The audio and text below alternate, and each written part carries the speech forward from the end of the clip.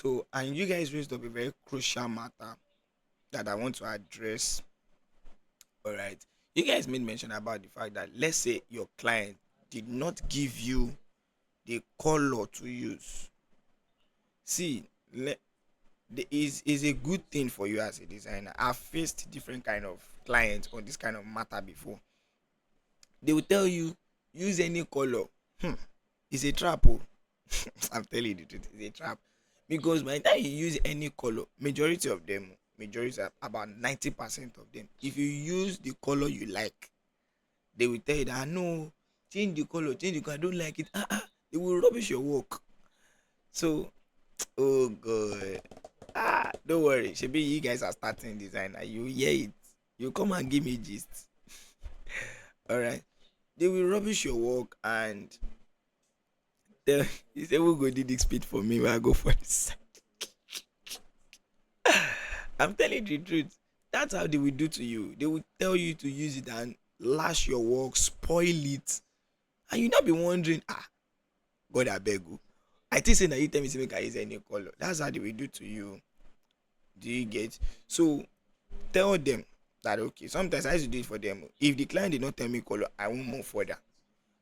If the client say, just use any, I'll not say okay. If I use, I'll not put them on under a strict response that if I use any color, right, you will accept it.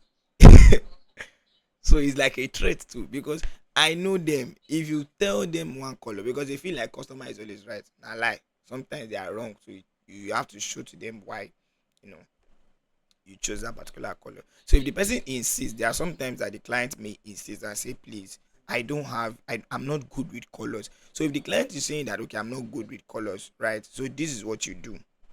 Very simple. What you now need to do is that you need to now you now need to come up with, so look at the project very well, look at what the project is about. When you say that the project is about certain things, right, so there is a way they do certain projects.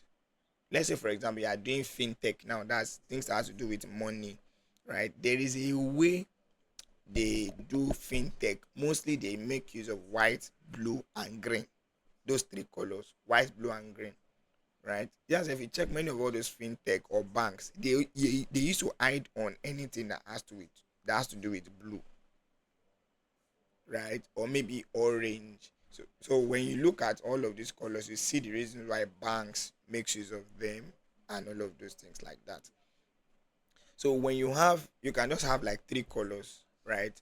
Tell the client and say, okay, because of the kind of project we're working on, right?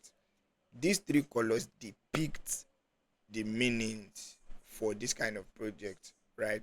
So you tell them that which one would you prefer, right?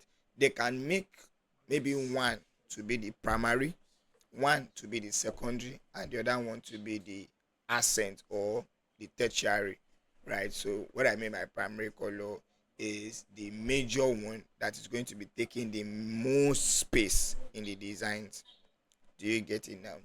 So the secondary one can be the one that you are using for, let's say, things like uh, maybe the button parts and the legs, right? Then the accent one is just the one that is just there to just spice up the design. So that's why there's something in color that is called the 60-30-10 rule, right? So the 60% is for the primary color, the 30% is for the secondary color, while the 10% is for the accent. It's not going to be very visible in your project, but then it's there. It's just to spice up the work. There. Do you get it now? So did I answer that question of clients color issues well?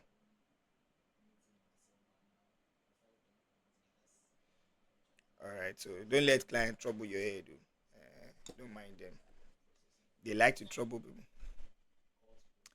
Okay. Okay.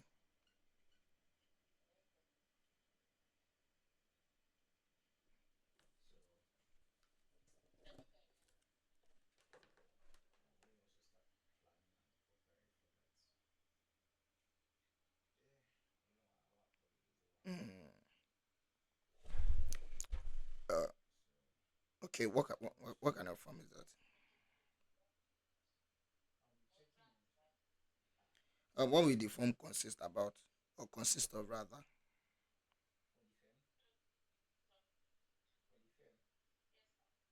Yes, so it's very very important. It's very very important because one of the things about this thing is that it depends on, how you are growing with your work, right? For me now, I've been I've been procrastinating about doing it. I have it in my plans since like last year, and I've not done it, right?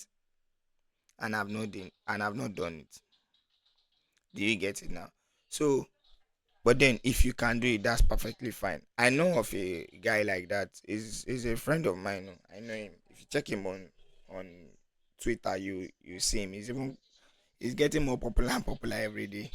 His name is Toby Otun. Alright. He's my very good. He's a good friend of mine. Don't let me say very very good friend. But at least we know each other in design and all of that, right?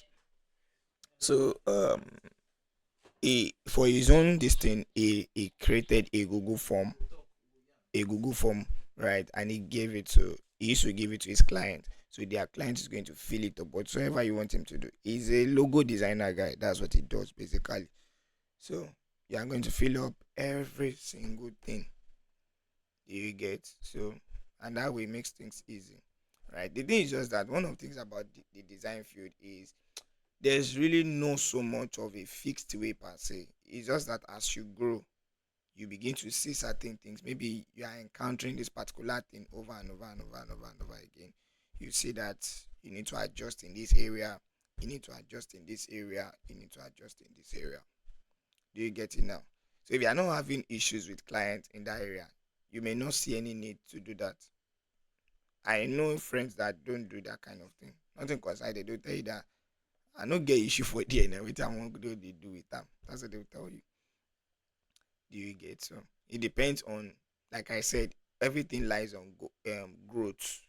As you grow, you see that you need certain things. As you grow, you see that you don't need certain things too. It's not everything we need, but then growth will tell us what we need.